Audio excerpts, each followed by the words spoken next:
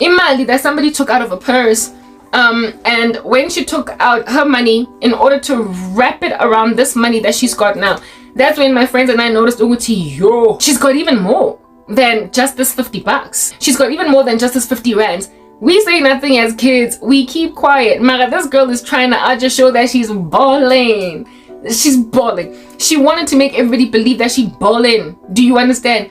So she was like, do you want anything else? Now we don't think much of it and we are not suspicious. We are, but not too much. Okay. And then we're like, yeah, mazimba, makip kip yeah, oh, that's one like she's a restaurant. Okay.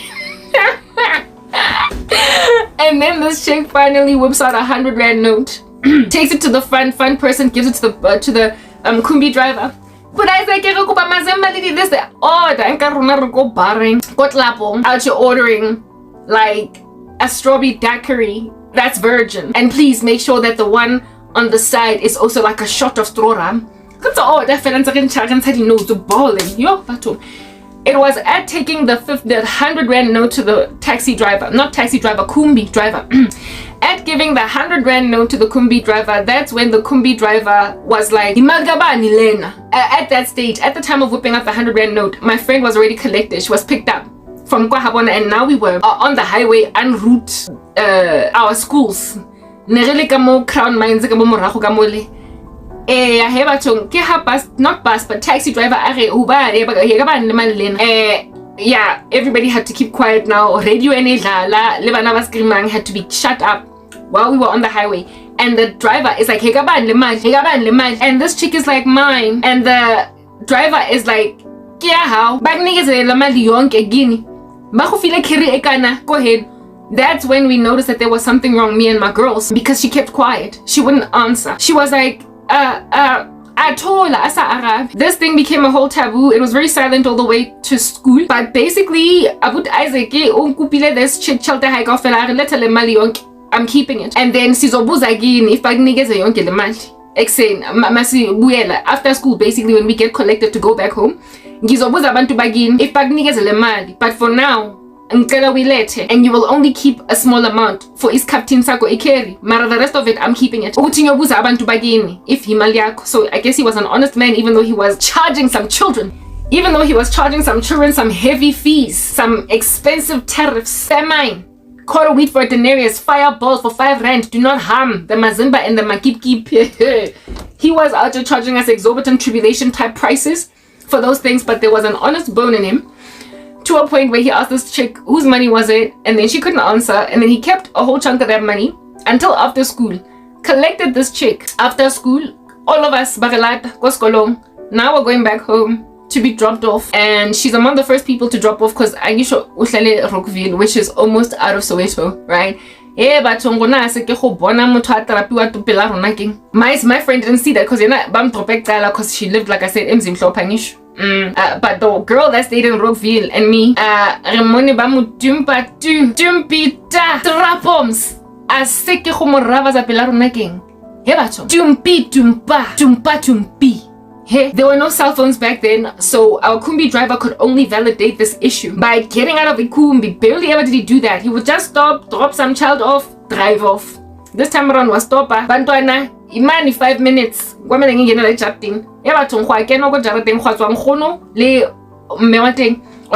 was an older lady and a younger woman, and this chick bangene jartin baphuma naye bamphethe ngesandla bamfaka ibhandi right there phambi to song bamutrapa pela rona ke ha jumper like oil on a frying pan, and it was quiet. Nobody was laughing. There was a time when kids were ultra compassionate. Okay, what's going on in 2025 is odd.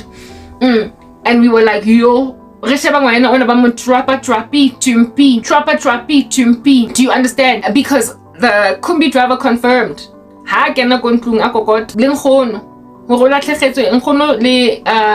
the other woman who could have been this kid's mom, right?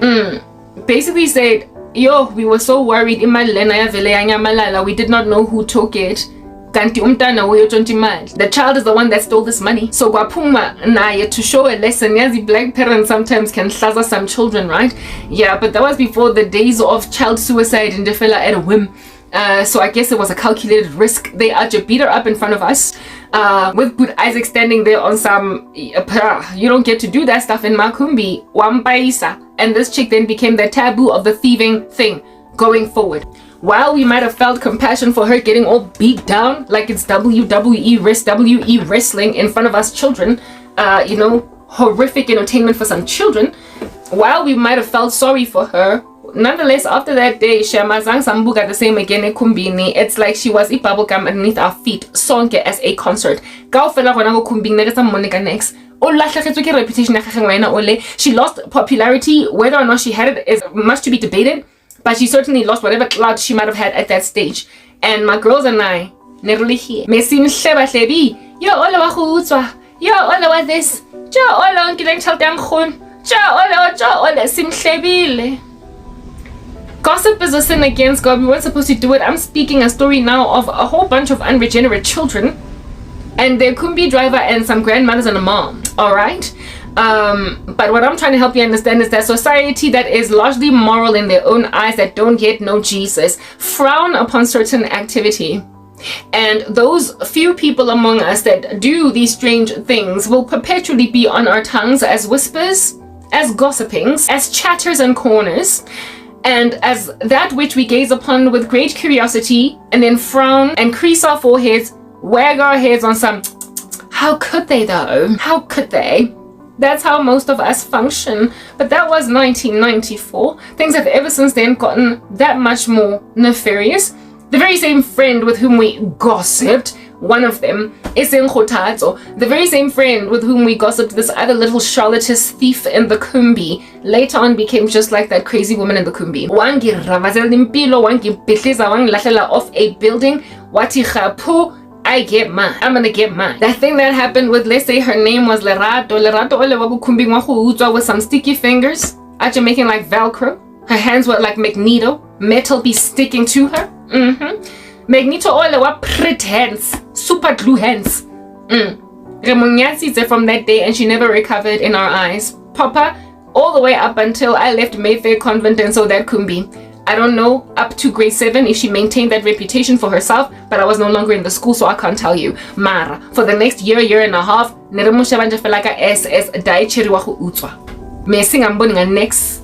Nati Bantwana, even though Messi Khalidi carry 50 rand, missing I told Likoto missing I joined. Messi deal and Jafela accept Lobungwa me Baba Zalibetu, Mungwa me Babon Hon Lebome. Ba go refa thuba pofela ho ya ko sekolong lo reka ration A1 ho lo reka likipkipi le 1 ho lo reka le zemba le 1 ho lo reka storosa sweets say 1 ho lo reka half ho lo reka half your ice cream, an apportionment, a quart of wheat for a denarius, 3 quarts of barley for a denarius, don't harm the ice cream and the mazemba.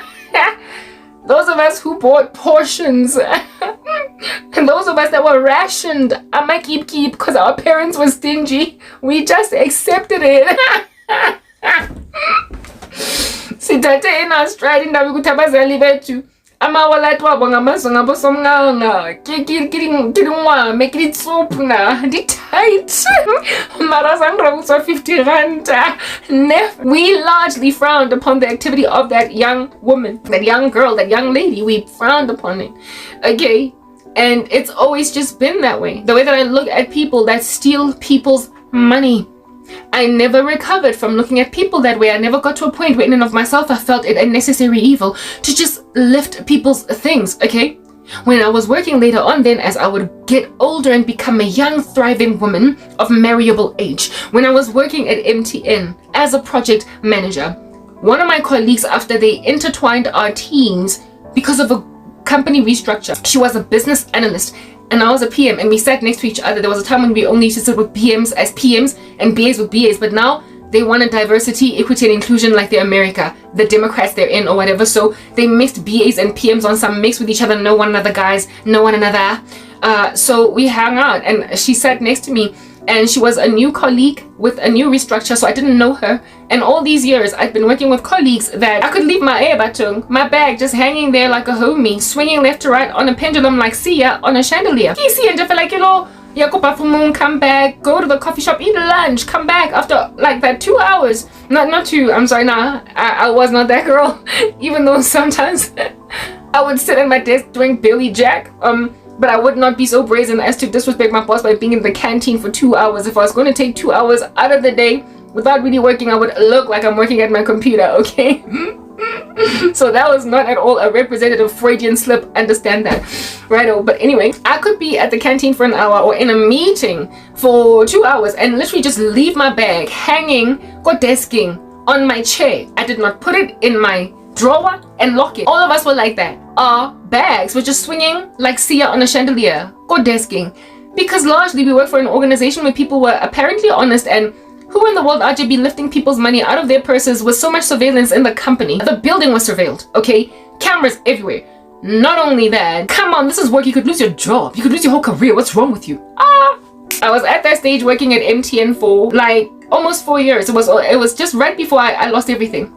5 years, almost 5 years, because I was at MTN for 5 years. So I was at MTN at that stage. Let's just round it off to the nearest 5 years, because that happened a good 2 to 3 months before I lost everything. So let's just round it off to 5. I was at MTN for 5 years, and that whole time my bag was swinging on my chair like Tarzan on a rope. Watch out for the car thief, except not. I'd been leaving my chair like that, my bag like that. Guys, like the situation was so hectic for MTN that sometimes we go to a team meeting, as in everyone, boss, you, colleagues, the whole round table, every desk and definitely in this general vicinity, by a meeting in. So I can share my bag and we'd come back and live to tell the story of every last item in our purses, in our bags. Making a theft, guys.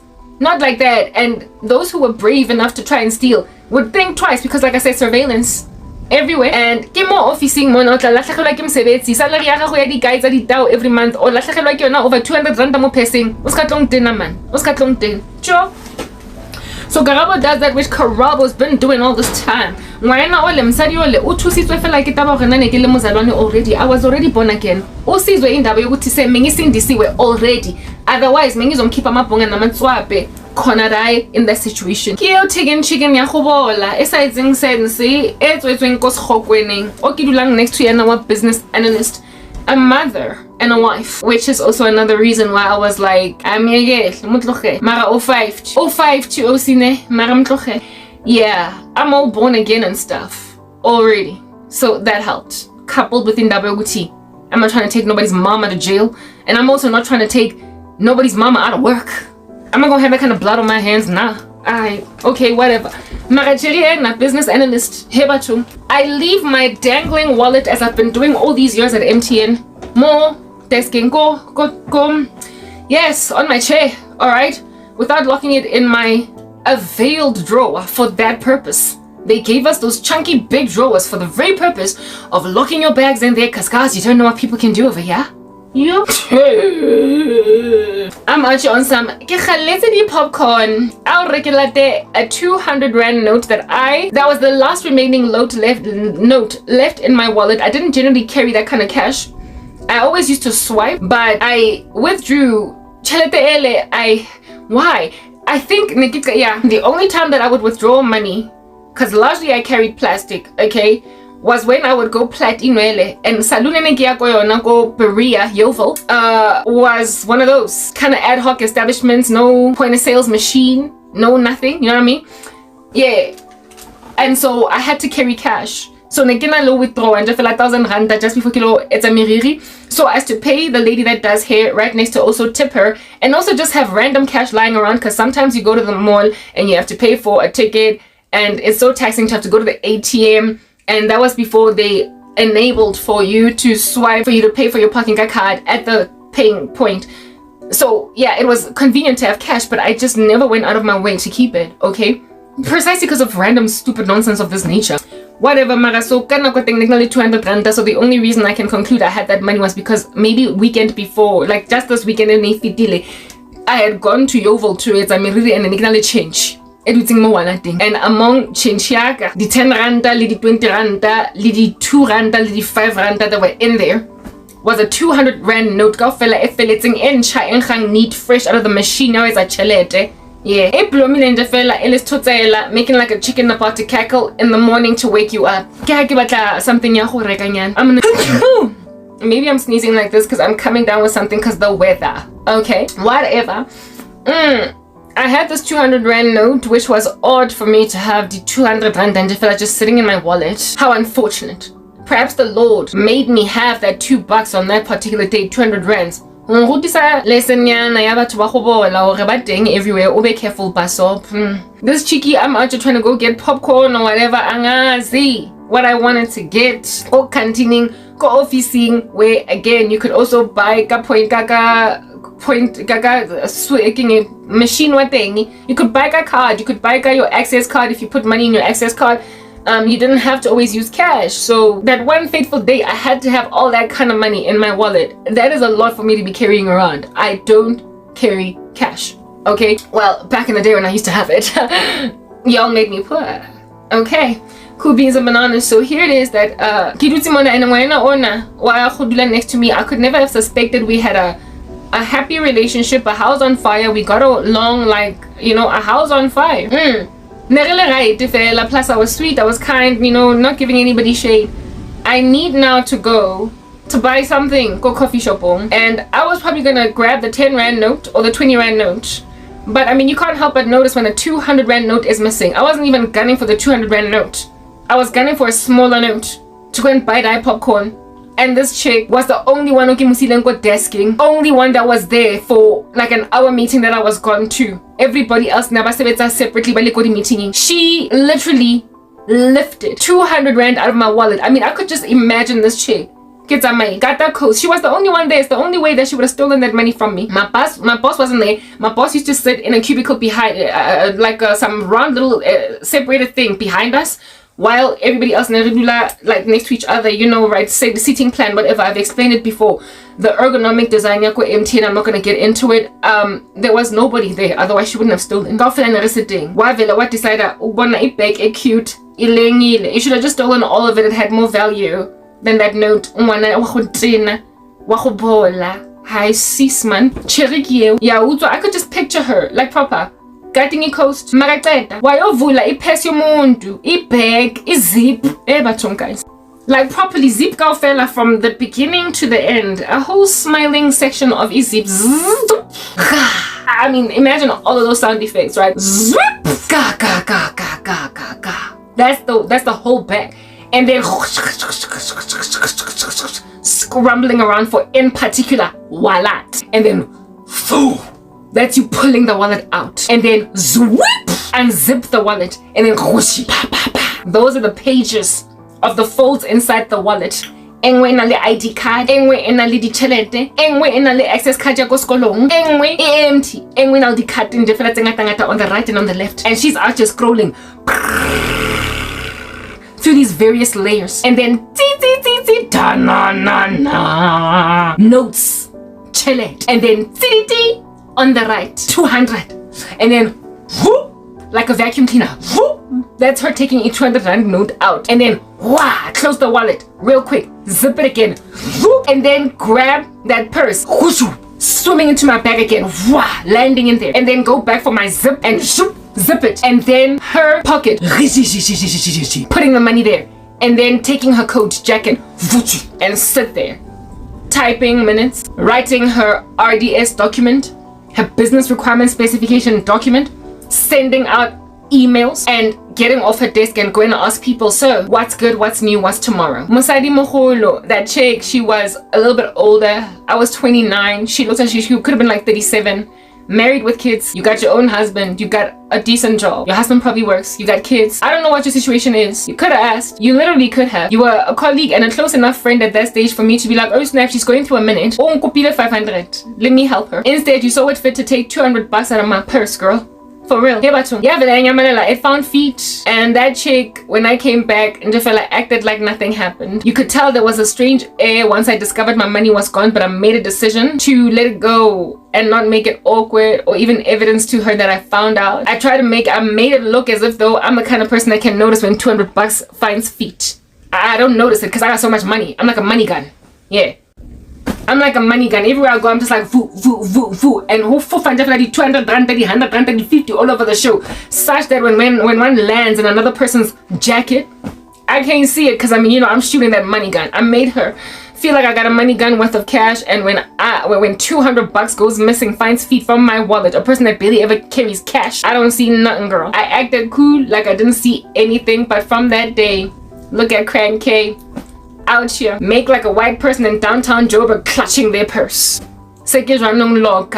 Y'all make people's lives unfreaking comfortable. I'm just saying, walking around like a ray of sunshine, loving everybody with no gates, and next thing you've got gated communities with barbed wires and electric fences right next to guards at the door. You're the reason why South Africa has got such high fences, y'all. You're the reason. La Utswa, you are full of theft. A woman that could leave for 5 years working in an organization, dangling on the side of a chair, on the armrest, on the headrest of a chair, swinging there like, see ya, on a chandelier, for 5 years, with colleagues walking right by it like cellophane, ignoring it. My purses were cellophane. I'm telling you, they were cellophane. Nobody knew their name. They were just cellophane. You could walk right by them and see right through them and never know they're there. My purse was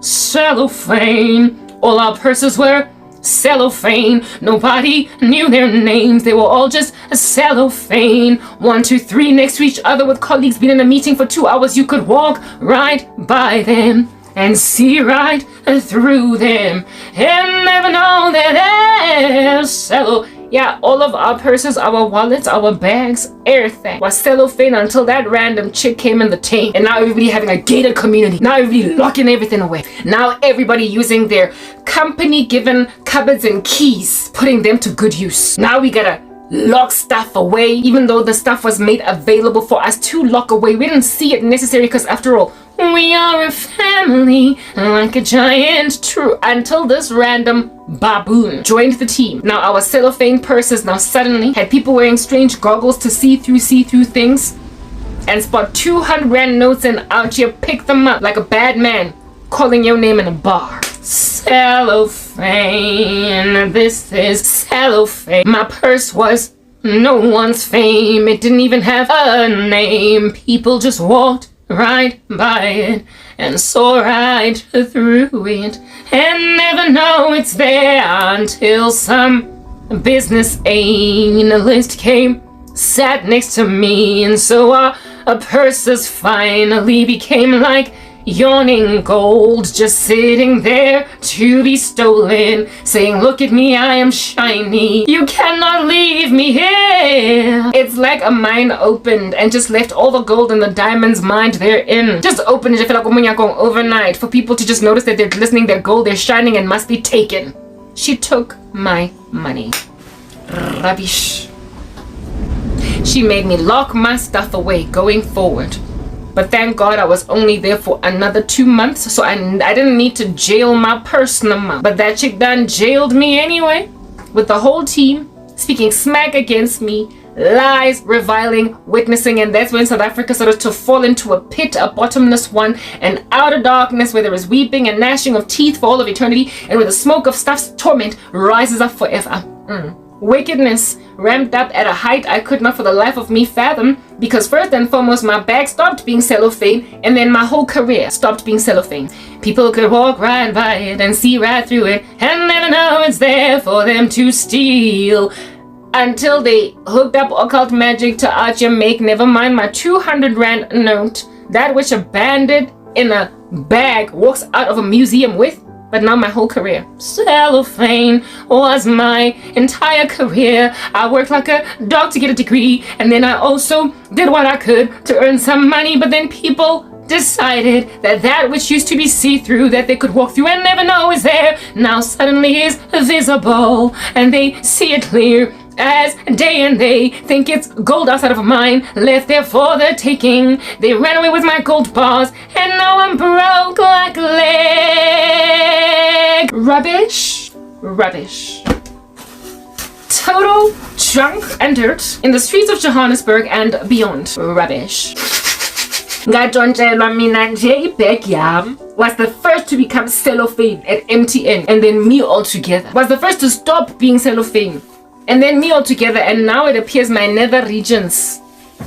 People could walk right by them and see right through them and never know that we were fair. Like before I got these hard knock sex dreams, the past night or two, I got a dream of some guy that literally, the childish game, who are suffering from penis envy and castration anxiety under Freud's psychosocial stages of childhood development.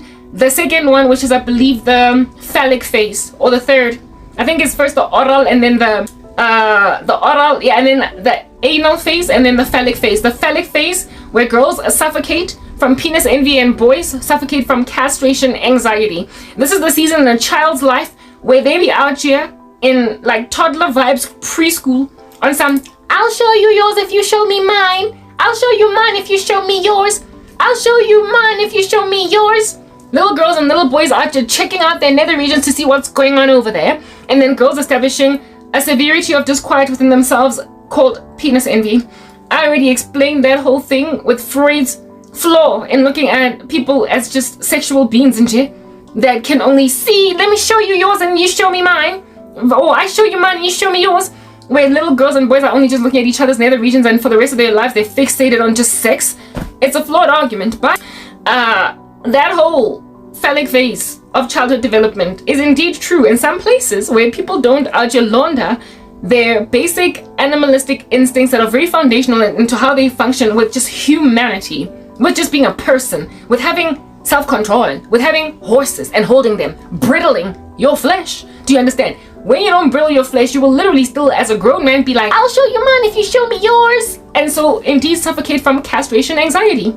No, sorry, what is it? Penis? Yeah, castration anxiety as a man and penis envy as a woman.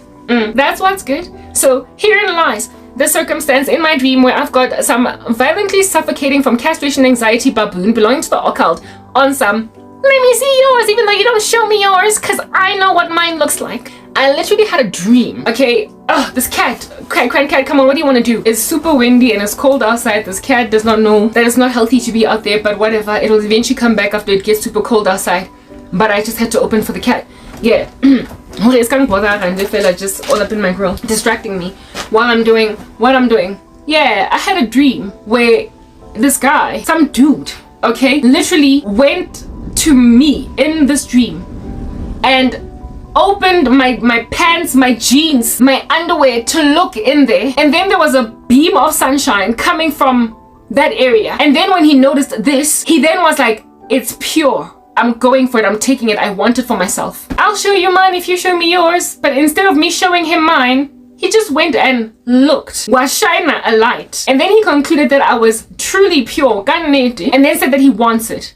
However, prior to him checking my purse to see if it's beaming with golden goods, he walked into a room with frazzled fellow occult practitioners, up and down, way in over their heads with me, unable to snuff out fires that I was starting. And when he walked in here, because he imagined himself some kind of a high priest or somebody more important in the occult, somebody bigger than them, he then asked them, what's going on? Why are you so unraveled?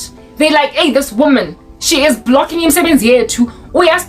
She has brought our work to a standstill and we don't know what is in. And futhi akafuna ukwenza this and that. Uyasimoshela and futhi uthathela imali. She's messing with our well-being now, our financial well-being, our lifestyles. This is no longer an issue. These people were lamenting. It's no longer an issue about us trying to make a Christian apostatize or us sleep with her. Praise and worship. They are stopping even our ability to continue to do rituals to get money in our businesses. And they were busy snuffing out Milo, barely frazzled and disquieted. And this guy, who was somewhat of a boss, walks into this room and asks them what's going on. They explain to him. And then he walks in there with an air of arrogance, because he's seen them all, but nobody has ever defied him. He imagined he was MC Hammer, too legit to freaking quit. He then is like, let me see. And then literally opens my jeans. Beams of sunlight come out from underneath my panties, closes that space, and then is like, I want it for myself. But when he does this, he did it in private, away from everybody. His colleagues tell him, we're being frazzled by a Christian woman. He then goes and does a ritual where he looks into my nether regions and confirms that I'm pure. In other words, I don't fornicate, I'm not defiled. And based on the purity he was able to gauge, he was like, I'll take him in, I'm gonna be the one to defile that. You know, these people that pride themselves in taking virginities, these occult practitioners that pride themselves in converting girls that are just over the age of 18 who are virgins and putting them on porn sets, recruiting them, giving them whole chunks of money to cause them to break their virginities on porn sets. It's an occult ritual. It's magic, it's satanic, and it is there in order to do that which is contrary to what is wholesome. Like I said, I was drawn to Barbie girl in a Barbie world because it was just wholesome. It was just wholesome. Like right now, even as my eyes are closed, guess what I saw? Like a compass. You know that compass? Yeah, the Freemasons. It looks like that, and in the center there's like an eye, but it looks like a compass. Like a compass, a protractor, a geometry set. Yeah. It's not really a compass, but the only way that I can describe it is a compass. A Freemason sign that looks like that with a thingy in the center, an eye. And like it looks like a compass because it's also sharp at at the two ends. I just saw something like that. It's a Masonic lodge, whatever it is. And then what you do is unwholesome. It's insipid. I can't say that enough. Anyway, whatever. This guy, once he interrogates everybody, asks them, why are you up in arms? They tell him. He then does a private ritual to see what is up with this woman. Discovers that I'm not lying. In other words, they have a means of figuring out if a person says, guys, I'm celibate for 5 years. Guys, I'm celibate for a decade. Guys, I'm celibate for 3 years. Guys, I'm pure in Christ. I'm good. However, in this purity of theirs, this claimed purity, they're busy making out. They're busy doing all different kinds of other non-mechanical sex. They're having oral sex. They are touching in each other's nether regions or squeezing each other's breasts like this. They're like they're stress balls. In this situation, they are also making out like, yeah, and they're masturbating in their own private time. They're watching pornography. What a fish paste, okay? So essentially, sexual purity is a cornucopia of things. It's a plethora. It's a whole lifestyle. It is avoidance of porn. It is avoidance of certain sensual content. It is also an avoidance of touching yourself. It is an avoidance of having other kinds of sex, albeit not being vaginal penetrative sex, like oral sex is sex, like I could go on, right? But there are Christians that out here think they can deceive God. There are Christians that out here think that they can deceive God, dupe God, mock God, and literally do everything else except break their hymen. Yeah, if they're virgins. And if they're not virgins, deceive themselves into thinking they didn't have sex because they didn't have, like I said, a vaginal penetrative sex, coitus between a man and a woman, copulation. God is not mocked. Do not be deceived. God is not mocked. Whatsoever a man soweth, so too shall he reap. You sow to the flesh, you reap corruption. You sow to the spirit, you reap eternal life. Therefore, you who are busy giving men fellatio, but you claim to be chaste in Christ, robala, because you are already asleep. Just go once and for all wear those eye covers and those headphones that play like breezy music so as to really give you a nice deep sleep, right next to pop a tranquilizer so you can be knocked out for hours on end without distractions, and make sure that you kill your phone with a bat so the alarm doesn't wake you up because you are already fast asleep. You are not chaste when you have sex in other ways other than vaginal penetrative sex. I can't say that enough. Okay, this random baboon goes and checks into some occult paraphernalia, and the only way that I was shown that by the Spirit of God is him literally making like a 5-year-old in the phallic phase, fixated on it at that of childhood development, out just saying, I'll show you mine if you show me yours. He did a scene like that with my parent, with me. Literally, instead of me showing me mine, he looked anyway without me showing him my nether regions. In other words, he was like a peeping Tom. The kind of guy that actually watches you showering. What's that? You're not giving a man a scene, a show. He's just a perv. This perv in the occult. Some boss guy used paraphernalia to gaze at my nether regions to figure out if at all these Christians speak a lot of tall tales. Bayakhuluma a good deal. And they say I'm chaste, I've been celibate for 10 years, I've been this, I've been that. I want to see if Lomutlona that claims to be chaste is truly chaste, or if Obizi having other kinds of sex. Is she masturbating? Is she, you get my point, does she watch porn? Is she? Is there real true purity? Because if there is real true purity, they can't break through. They can't enter in. They can't hurt you. There must be a louver open in you for them to afflict you. They gotta first burden you with passions. Do you understand? It is evident in the scriptures where it is that Balaam, it's called Balaam's error, E-R-R-O-R, as opposed to E-R-A. Balaam's flaw, Balaam's error is in trying to curse God's people. And it is written in God's word that you cannot curse those whom God has blessed. But what did Balaam do? He went and told Balak, or rather Balaam advised Balak, if at all he was going to succeed to curse God's people Israel, that he must teach them to eat food sacrificed to idols and to perform sexual immorality. That's the only way that upon pronouncing a curse on them, they can be cursable. So ever since then, or even before and going forward ahead, people have come at saints by burdening us with passions, trying to infiltrate our lives by making us sin against God in some way, making us fall asleep, making us masturbate, fornicate, watch dirty content, blah blah blah, eat food sacrificed to idols, fellowship with the world, tell yourself it's okay, be in the nightclub even though you're a saint, blah blah. All these things that Christians do, they're like openings. And if you can make a Christian out just sit out a profane show on Netflix, which is why I walked away.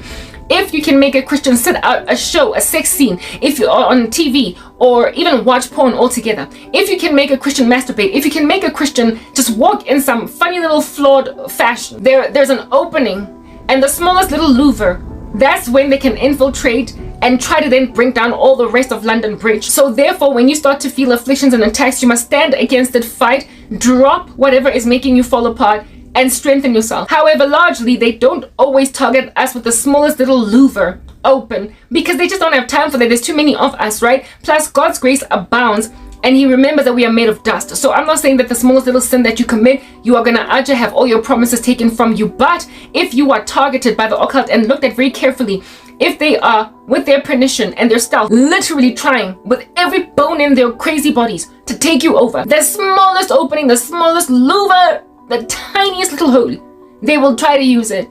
And so you will be in that much hotter a spiritual battle. Yes, you will win.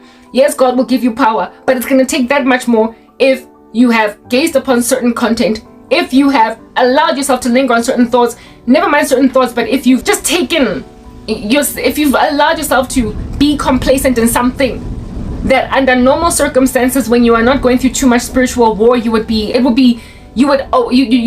another day, you'd be okay. When, however, you're in the, like a seat of spiritual war, like a very haughty one, like day and night, do you understand? And so there is no one who does not sin. It's impossible. But there are certain sins that are so pervasive to your body as a Christian that when you commit it, you open a gargantuan hole that left yawning without you closing it quickly and repenting. Somebody who's carefully surveilling you can infiltrate suggestion into you through that thing so strong that it's going to be that much harder to resist. No, you will not just fall apart because they are trying, but what they instill in your bones will make it that much harder to resist. Like when they just fuel you with violent passions, when you have already been watching porn, when they instill you with a sex dream, when you have already let yourself watch a crazy show on Netflix with 2 sex scenes in it in one episode, when you are writing out a show full of profanity, extreme on Netflix, that's when they can make you just walking in a very carnal, fallen, worldly fashion, the suggestion, that much harder to resist because you are already messing with all of that. You gotta see it for what it is and resist in that moment. You won't, like I said, you won't just come falling like a pack of cards. Like a deck of cards out your palette like it's Jenga or whatever, right? You're not just gonna fall apart because you have the Holy Spirit, you have strength. But opening those gates makes resisting that temptation that much harder, and it also makes that temptation appear natural to you, almost like it's your thought, your idea, more so than any other time when you are in a season of compromise. But when you're not in a season of compromise, your packed cards out you're looking like Jenga blocks. When they're trying to bring them down, when you are not fornicating, well, of course, I mean, fornication is just such an extreme, but like masturbation, like a pornography, watching it, right? Or even like watching a profane show on Netflix, blah, blah, all these things that I have had to walk away from, like Netflix, because you're not all together, right? Yeah, like I said, you won't necessarily just fall apart. I haven't fallen apart. I'm still strong in Christ, but it took a lot more fighting for me to conquer. But when you are not doing any of these things, when literally your eyes have been made pure so that the whole body is pure, and when you're striving with that, when then you get infiltrated like some freaky little dream where you're having sex, this time you just know it for what it is, man. How obvious. You're not watching porn, you're not masturbating, and yet you get these hard knock sex dreams. It's like, I'm sorry, there's nothing that I did, there's no door that I opened, There is nothing I'm doing in my waking life. I'm in super prayer, super worship right now. I've never been more consecrated proper. I'm in one of those seasons that ought to be making me feel proud of myself, even though we should not boast. Do you understand? If I should say so myself, I'm doing quite well as a saint at present. I've had bad moments, but right now, it's not that time. I'm good right now, okay? Yeah, when you know you good right now, and then you just get some heinous dream. That's how you can write off random charlatans. And I call them charlatans because I get to make up the word, okay? It's like the tantamount of the verb version of a charlatan. Charlatans, or adverb version of charlatan. When you get charlatans activity in your dream, when you are super pure, random charlatans as well. Doctrines of demons and destructive heresies that are to be causing Christians to feel like they can never conquer, get overwhelmed. Like the belief, and I've said this before because I keep repeating myself, that a Christian can be so afflicted with like an incubus or a succubus spirit, a night or a night husband or a night wife, until it makes it impossible for them to get married. Listen, okay, stop listening to these doctrines, because a sex dream is not always your error or your fault. It is not always what you did, and it's not that which is blocking your marriage. A sex dream is a lot of times, 9 times out of 10. You can't get it because you're just out here watching porn 24 hours a day, so duh, you deserve it. But a sex dream sometimes is an infiltration, a suggestion, and an attempt to make you either have sex or masturbate. Something that'll weaken your spiritual fire, your spiritual wall, so that the bigger, grander sins you could commit to make you completely tarry from God, walk away, apostatize, what is the word that I'm looking for? Backslide. The thing that will make you barely unrecognizable in the mirror. Do you understand? That is the beginning stages. They are trying to plant the seeds that will make you accommodate the first compromise, and then the second and the third, until you are unrecognizable, right? It's how do you eat an elephant? One piece at a time. That sex dream, if you capitulate to masturbation because of it, you won't fall apart as a saint. You won't lose your salvation. I don't even believe anybody can, right? And you likely won't have your prayers entirely hindered. But it is the beginning of fornication altogether. It is where you end up having sex for 4 months, a year with a boyfriend, unfettered or appearing to justify it because you just can't exercise self-control. He's gonna marry me anyway. It's how people end up in full-fledged affairs with other people, where they started first just chatting on FaceTime or on DM space, in whatever social media platform you might be chatting in the DM space on, or on WhatsApp. It's you entertaining conversations with people that don't make sense, entertaining flirtation as either a fiancé man or a married man or woman, or being in no position to get married with a person. Out here entertaining conversation anyway. Entertaining conversation anyway that's very flirtatious. Like an unbeliever that you obviously cannot marry because he doesn't love God, and yet you find the flattery coming from him or her endearing.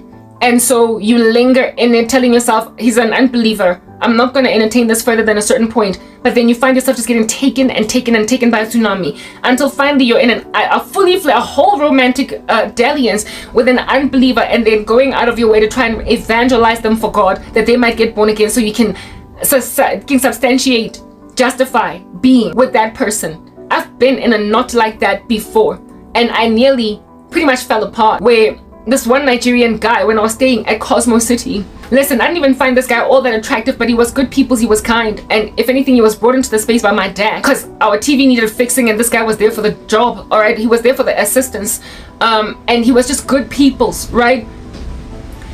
This guy started hanging out around a lot. Clearly, he had a crush on me. Right?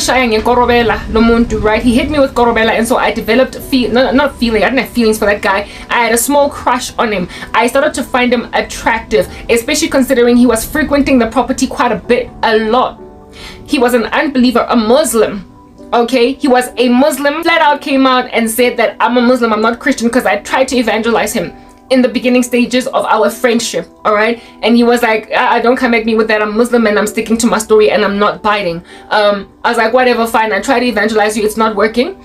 This guy that is a Muslim, I cannot be with him. Plus he had a girlfriend at the time that he was always fighting with baby mama. They were always scratching each other. I was not trying to be with this guy. I didn't like him. However, he slapped me with Korobela, and because of Korobela, I kind of looked at him like he was attractive now, right? My eyes kind of got open to something valuable about him. And so I started to accommodate his presence a lot more, like just kind of hanging out with him. The house was always filled with company, people, like children. So we were never alone together. But he would sometimes just come and just hang out. And he used to give me movies to watch because our TV was giving us issues, like just content and then help me out with a couple of things here and there, wada.